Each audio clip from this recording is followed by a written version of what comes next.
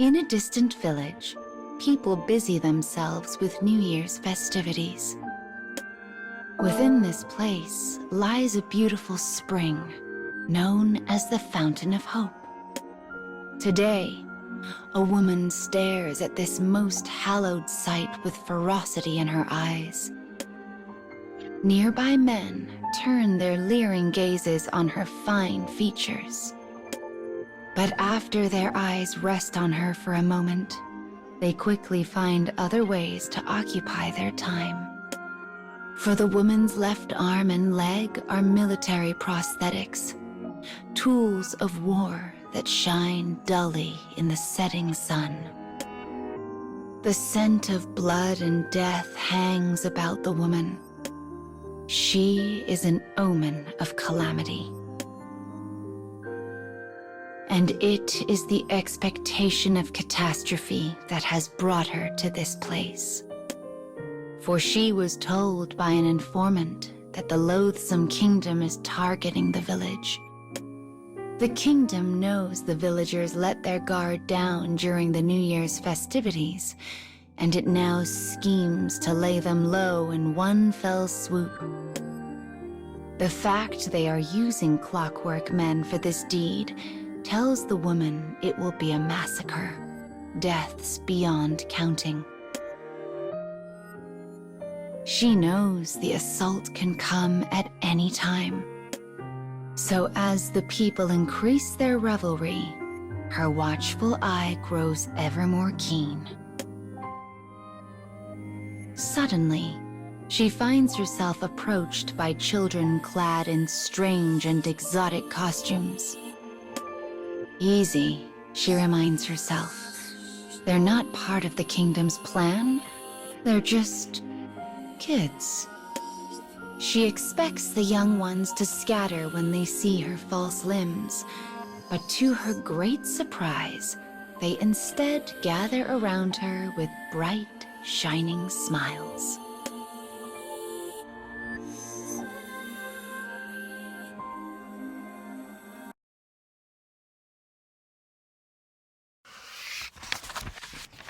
The children are costumed as fairies, a tradition of long standing in this part of the world. As the bewildered woman looks on, one of them steps forward and speaks. "Did your wish come true this year, ma'am?"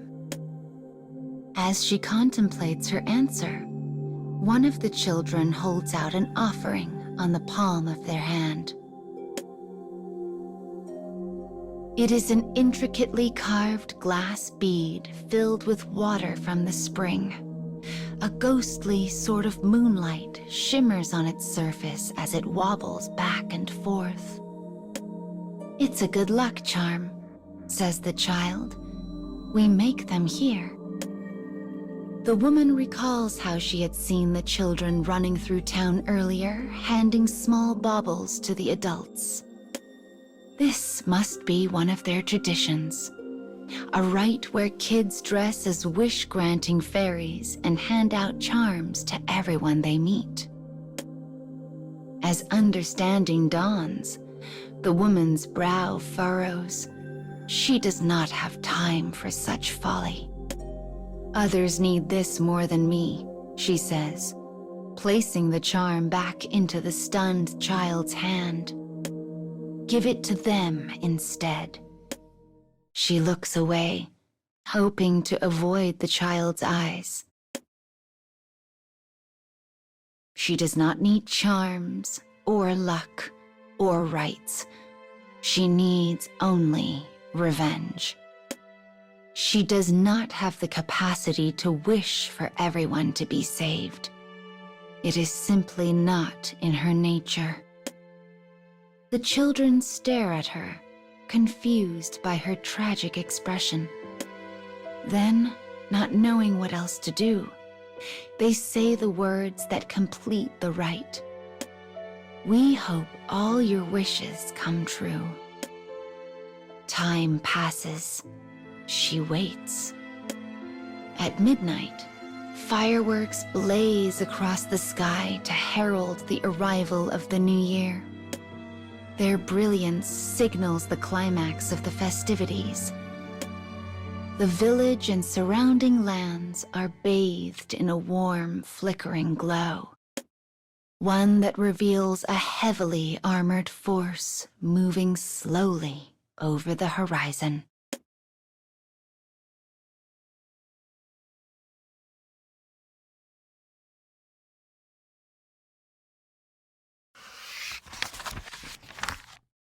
Fireworks turn the night sky to dawn. Explosions spiral flesh and bone high into the air. The fountain of hope bubbles quietly. Blood trickles from the mouths of the dying. The festival, once a celebration, has become a rondo of despair. A clockwork soldier with dead eyes raises his fist before the group of wish-granting children who can only cling to their charms and pray. A flash. The screeching of metal on metal. The woman has blocked the soldier's attack with her sword. The look on her face is a thing beyond words, beyond reason. Perhaps enraged, perhaps conflicted, she pushes the soldier back and cleaves him cleanly in two. She then hurries the children into a nearby house. It will be difficult to save them on her own, perhaps impossible, but she intends to try. "Be silent," she says. "With any luck, your parents are still." Her words falter and die in the dark. Bloodied clockwork men begin emerging from nearby homes, one after the other. Each carries the corpse of a parent high in the air, as if displaying the fruits of a great hunt. Lit by the explosion of a firework, she can see it all far too clearly. The children begin to scream.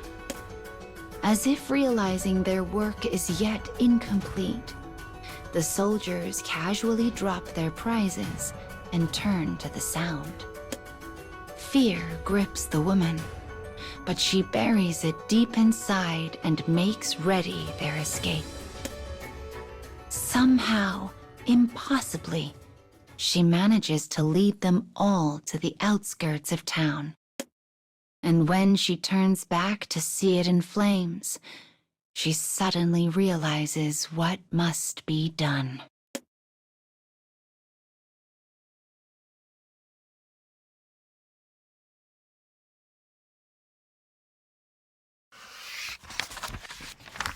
The woman orders the panicked children to hide. They are sobbing, inconsolable. "This is our fault," they wail. "Our charms were not powerful enough."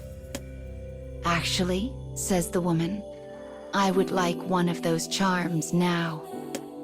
Her voice is gentle, soothing. It is a thing so unfamiliar to her. Yet it is the same voice she used all those years ago with the one she held so dear, the one she tried so hard to save. It is a voice that soothes the weakened, and it works a kind of calming magic on the children. She takes one of the good luck baubles in hand before turning back to town. As the children begin to pray, they grip their remaining charms tightly enough to leave deep marks on the palms of their tiny hands. To think the kingdom would try to steal hope from one so young. They are beyond forgiveness. But rather than rage, it is hope that drives her toward battle this day. Minutes pass. Hours. The sun finally begins its slow march across the sky. Just as the children's despair is threatening to overtake them, the woman returns. Her body is ablaze in crimson, her breath a series of ragged gasps. In one hand, she grasps a number of severed heads, all that remain of the clockwork soldiers. In her other, she grips a bloody, tattered charm. She speaks then, softly but sternly. You see, my wish came true, so all of you need to pray to your charms. You need to live. You need to thrive. It's all right to cling to things you cannot see.